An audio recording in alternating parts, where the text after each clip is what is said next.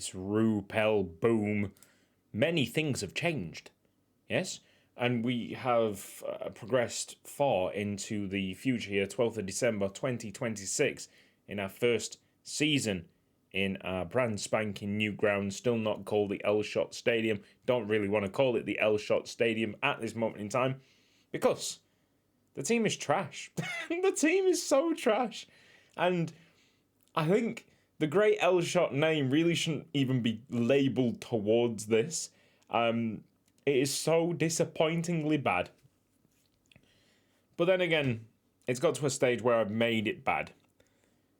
If we go to the schedule, I see that where is it? The 2-0 loss against Antwerp at home at the start of the season. We got 3 draws on the bounce, and then September was an entire month where we lost. October was good. Good for us. Yeah, okay, October. But then November was shocking. It's like we're going on a roller coaster. A roller coaster of emotions. It stinks. And before the end of the summer window, I decided, well, since we are not going to win the league, even though I really wanted us to win the league, even though I thought we were going to win the league, since we are not going to win the league, clearly, we might as well sell the players that was going to, were going to give us, serious money, £24 million in total has been brought into this club. Guerin, that's mad. Right, okay, I'll explain the faces in a second. Guerin, the right midfielder, he's moved to Arsenal for £10 million, and I think there's a 40 or 30 of next sale on that. Julian Lyson has gone to Arsenal as well, also on loan to Chicago Fire. And Mitchell van Ingen moves to STVV and actually scored against us recently. But that's absolutely fine. From the other side, we've actually invested that money quite well, even though we didn't have a lot to work with in theory in comparison to what we actually sold. So let's try and say this one. Cal Maikoff, I leave his first name, but he is obviously Guerin's replacement on that right-hand side, and he looks great, maximum potential. And then we got Chartier. Nah, he wasn't great. He wasn't particularly a good signing. But here we are, missing Schengen, Belgian right back comes centre back. Yep, maximum potential there. Can't really complain. And then we have Milieri, Lissandro Milieri. But he is maximum potential, so you can see all these maximum potentials going into the club. That one is a miss, but that's fine. We this guy I thought was going to be maximum potential. You can see through the wheel and the particular stats, looks like a decent player, but he's only 4.5 stars. We have Matthias Newlands, who I think we might have seen a couple of these players prior to this episode, but he's maximum potential, so fantastic with that. Ray Roos is not. And then Maxim de Kongnik, he's not either. So that's the state of play sales-wise. Oh, we've also got rid of Badia Hubane. I don't know. It's been a few days since we last did an episode of Rupel Boom. So if I'm repeating myself, I do apologise. If I'm here and went, that's fine. I think I went through that. Let's talk about these faces. Zealand, the prominent FM YouTuber, he's been working with association with someone else. They've been working together to bring in this face pack that has been made by AI. So it's quite amazing. These faces are not of real people. It just boggles the mind. But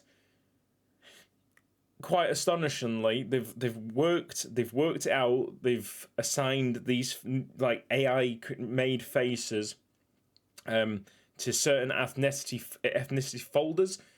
They've got a program out that then assigns those pictures of certain ethnicities to the correct players.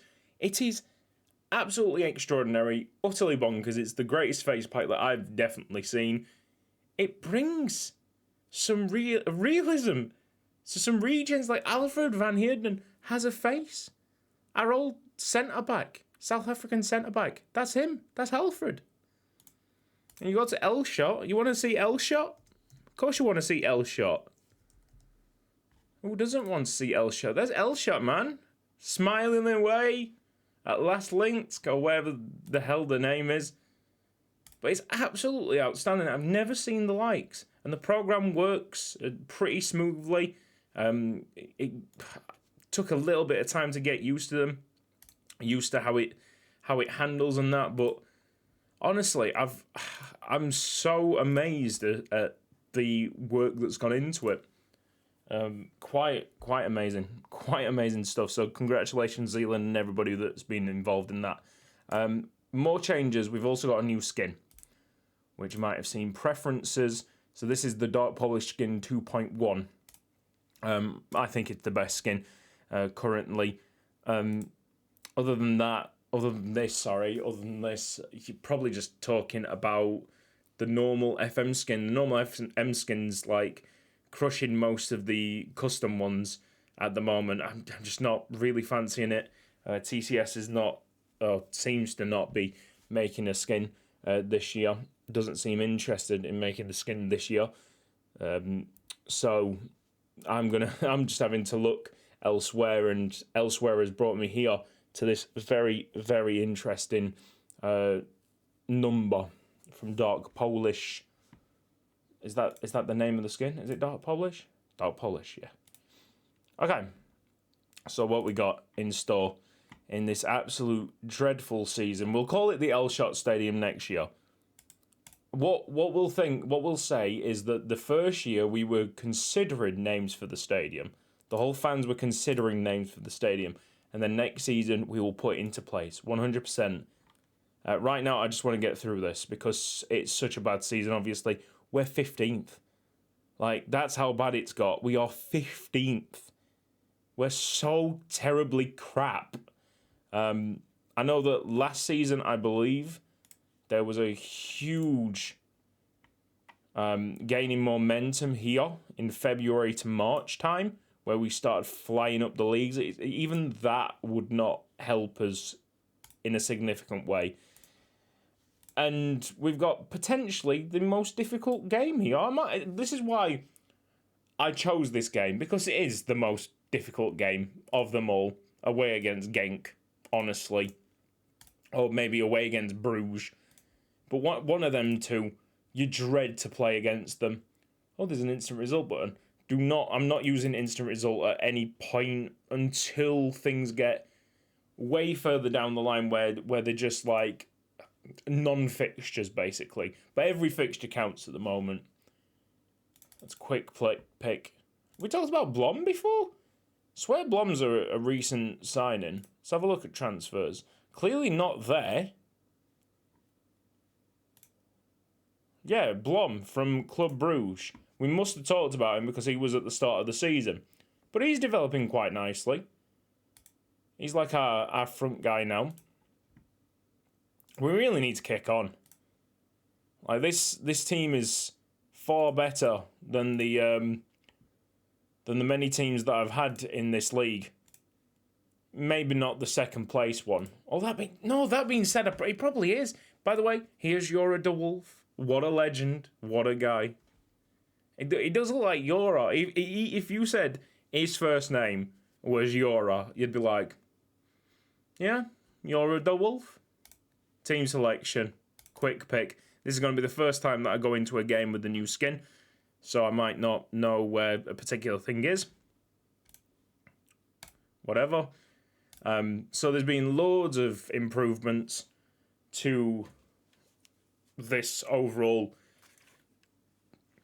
aesthetic, the improvement to the graphics of the series. I haven't sorted out the name fix yet, but I'm going to do that. And it is Genk against Rupel Boom. Yeah, so far it's not been particularly nice this season. But you never know. This could be the game where everything turns around. Maybe it was just a simple thing as resetting Football Manager. Sometimes it is. We're playing in the white, by the way. As Chartier gets it clear. We just need to have that kind of look again. What a ball that is. He's offside, apparently. Didn't look offside. We just need that look again. From what we've got from the recent transfers of just having really solid... really solid scouting. Getting players in with high potential, maximum potential, more or less. Let's get that clear. I just don't know. It's the more you look into this season, the more sad it becomes. Good save, keeper. Because we thought we were going to be there or thereabouts. We brought in the players that were going to change things. Really needed to basically renew the entire centre-back situation. We did that. It's just stuff like that that's not really going in our favour. We ripped up our entire defence, brought some more centre-backs in, clearly better centre-backs, and more higher potential centre-backs in the most part. And it's just... gone worse than what could possibly imagine. Like, the worst case scenario for me, I thought we would have maybe finished 7th. We're currently sitting 15th, fair enough, with a game in hand. But a game in hand, I think, is coming up against Antwerp away. And that ain't no easy game at all. I'm pretty sure we've dropped out of the Belgian Cup as well early on against Standard Liège. It's been a few nights, so can't remember much. Like, there's been 2 YSL episodes in between. I guess 0-0, half time. It could be worse. What's the match stats? Match stats are looking very favourable for the home team. I'm going to encourage the entire team. Try and keep the morale as good as I can possibly do right now. Everybody's really even. Look at this. Literally everyone is like so indifferent on the situation. And we don't have the new winger available to us on the subs bench. Interesting stuff. We'll go Yora de Wolf on the other side and then Vase in at left midfield. Stuff like that. I have sorted out the staff to a point. Like, some new members have been coming in, and we've also added, so they're way more at the Pro League level. See if I can get to home again. So, staff. Can see here we got goalkeeper, shot stopping is the best in the Pro League, and technical is the best in the Pro League. We got man management and attacking really close to being the best. Under 21s, can't see anything there. Staff though on the under 18s looking really good. I need a goalkeeper coach. Something that we need to think about. But that has been improved. We desperately needed to improve that. Now we're in the home stadium. Now we're in our own stadium. And we can be making money. It looks financially like we're going to be set for a long time. Hopefully, anyway. We can start assigning them finances to other things like wages for coaches. I think might have talked about it last time. We've improved the youth academy. We've improved the training facilities. We've got the junior coaching up as well. So I think training facilities and youth academy are now above average, good. I don't know. Anyway, it's not a bad level. I wish for it to be better. Obviously, the Wolves now absolutely knackered, but nobody can go on that left hand side. Just gotta be careful with my next player coming in. Stalins can only do 2 stars at Deep Lion. Rydel's probably 3, 2.5. Just going to cancel it then. Cancel changes. A few minutes to go. Cancel to see. Oh, that's wide. Okay, good job that they didn't go in, because people wouldn't have been happy with me missing the only goal of the game, basically. And Maya and Ion do not seem to be working well together. So I do bring on McCady as much as possible, because, of course, that Maya and Ion are fantastic players, but I don't know, their playing style just rubs against one another, which is a shame, and we're just going to have to work on that. I think I'm going to go Rydell as your Deep Lion, just to see what we can do in the last few minutes. But so far, it's still 0-0. And it does show that we can do something like this, or we can go toe-to-toe with the best teams away from home. And Blom's, that's offside, clearly, yeah. I was thinking to myself, surely the linesman's flag in there. We can go toe-to-toe with the best teams in this league, but this season, as Rydell's won it for us. But we've had an absolute shocker this season. 1-0 up against Ghent. Okay, Genk. My apologies. 1-0 up against Genk. Match stats, we've been absolutely atrocious. But still, it's not like they've been absolutely unbelievable in front of goal. Forget the expected goals. We've seen the key highlights. It's not like they've been like peppering us with loads of shots. We've done all right there. Got the win in a season where we've looked absolutely garbage. Can't make this up, but I guess it eases the pressures on me. I think we're only... Right, I think it's either finish mid-table or finish top of the table.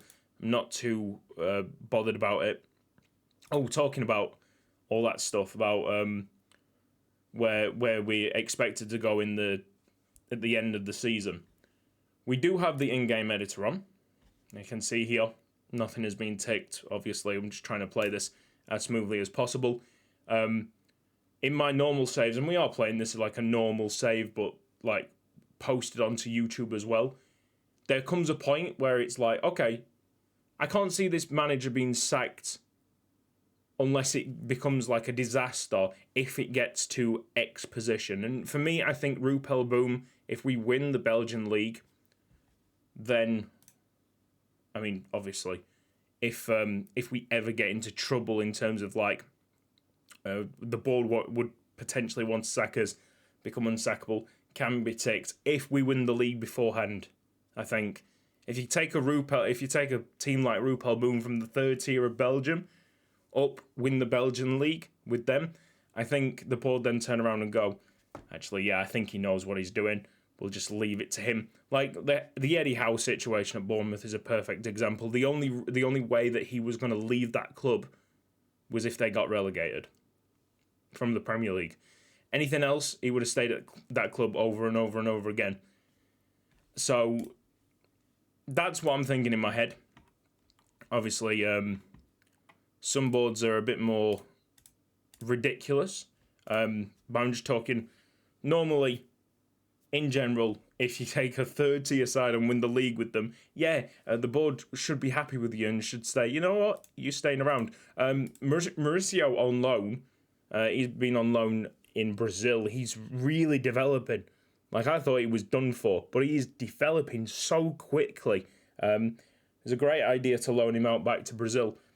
He could come in and become a very, very decent player for us, especially with the two really good centre-backs currently not working well with each other. I've kind of stumbled my way to the end of this episode. Next time, we're going to go all the way to the end. There's nothing happening in this season, is there? I mean, like, we're out of the Belgian Cup. We are completely out of the title race. Unless something crazy happens. If something crazy happens, we will record something maybe in February, maybe in March. And if you know that's happened, if you've see the date being March in the next episode, you'll be like, oh my days, how has that happened? It's not going to happen. We'll see you in April for the final game of the season, basically. Zulta Wargrim. Yeah. Sorry for being, like, pretty shit at commentary tonight, but there you go. That's what happens when you've not really delved deep into this save over the last 3 or 4 days. It's been the entire week, hasn't it? Whatever. I'm back now. And the game's looking great. Like, some of the time has been put into actually making the save look more appealing. I still can't get over them faces. Alright, I'm out of here. Next time I got to use that notepad. The notepad helps me in times where I have not really too much understanding of what is going on in the save. Rambling on. See you next time.